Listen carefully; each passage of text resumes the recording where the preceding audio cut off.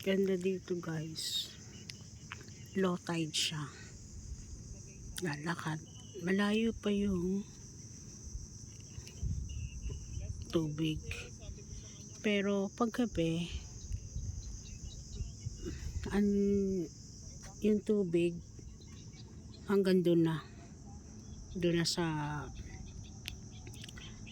lagpas doon na. Sa may ano to. Basta doon. Pero low tide siya. Pero kaninang umaga,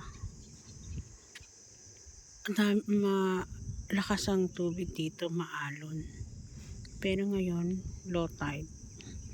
May maya pa yung high tide, mga 8 o'clock. Tahimik ng dagat. Tahimik ng paligid. Diyos ko, ito ako, nagmumuni-muni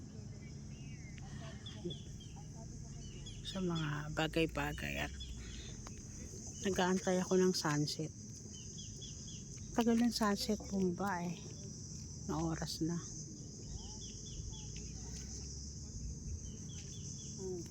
Never in my wildest dream na mapapadpad ako dito. Talagang yun na, minsan yung mga hindi inaasahan yun ang mas okay na ganun. Ganda siya. Yan lang.